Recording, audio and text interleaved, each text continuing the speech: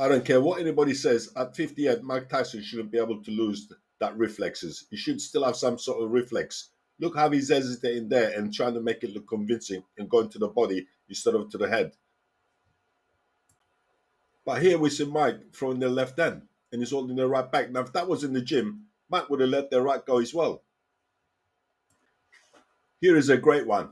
Jake is standing in front of Mike Tyson. Now, Mike Tyson could have knocked him out there, but instead, he pushed him away. Even for Mike at 58 years old, to throw 17 punches in 60 minutes is impossible. He kind of lost all his reflexes or timing. It was so blatantly fixed that I started to feel sorry for Mike. At one round, he didn't throw no punches at all.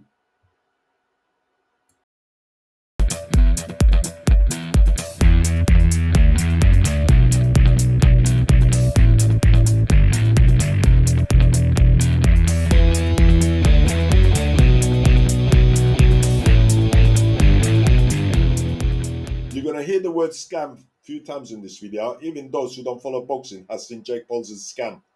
And I don't think they will fall for another one of Jake's scam. So the scam is over and millions fell for it and Jake Paul was exposed. He won't be pulling this again. Now they know. And Mike Tyson walked away with a staggering $20 million. But what did he have to do for it? Simple. Stay away from Jake Paul and let Jake win the fight. In my opinion, it was all in the contract. If Mike wanted to get paid, he had to play along. Can anyone imagine how Tyson felt during that fight? How frustrated he must have been, knowing he had to hold his punches back. He was so frustrated that he even bit his gloves a few times. I know he done that a few times in previous fights, visibly trying to contain himself. For a man once known as the baddest man on the planet, to lose to a YouTube influencer fighter who had humiliated cherry-picked opponents before must have been incredibly hard to accept. But what choice did he have? He signed the contract. Knock Jack out and lose 20 million, or bite his gloves, swallow his pride and get through it. I bet Mike couldn't wait for the final bell to ring so he could finally go home and leave it all behind. How did I come to this conclusion? Well, the signs were there from the very beginning. From Mike's lackluster training session in the gym to his demeanor at press conferences and even at the weigh-in, it all seemed off. But the biggest giveaway, that final press conference. Mike Tyson, the baddest man on the planet, was unusually quiet. He barely spoke, and when he did, it was with a tone that felt withdrawn, almost apologetic. It was as if he knew what was coming. Deep down, you could see it in his eyes. He was battling with the reality that his reputation could take a hit. The baddest man image, built over decades, was about to be shattered. But think about it, Mike is 58 years old. Where else will he get an offer like 20 million for just 60 minutes in the ring, doing what he was told to do, to lose? That payday was more than 6 world champion boxers will have combined after going 12 brutal rounds. Mike knew this was the right move. Let's be honest, anybody in his shoes will have taken the deal. Having an intimidating reputation doesn't pay the bills. Besides, everything was done professionally. Every safety measure was in place. And the Texas boxing licensing department must have signed off knowing full well that measurements was taken in place, knowing full well what was going on as well. In my opinion, Mike did what he had to do. He took the offer. And anyone criticizing him for it is just talking rubbish. Why? Because they didn't read between the lines. From the moment the fight was announced, this setup was obvious for those paying attention. And I've done a couple of videos on this.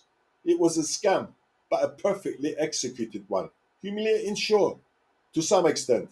But Mike got his check, and Jake got the win. And after the dust settled, what's everyone saying? It's a disgrace. Jake beat up an old man.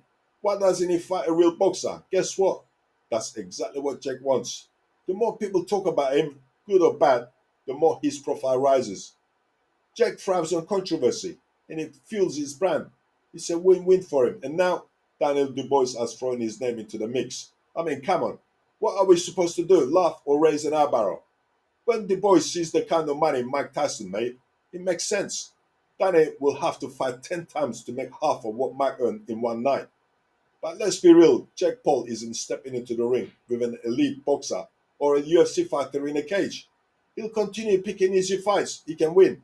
As long as the public is paying to watch, that's if they fall for the scam again.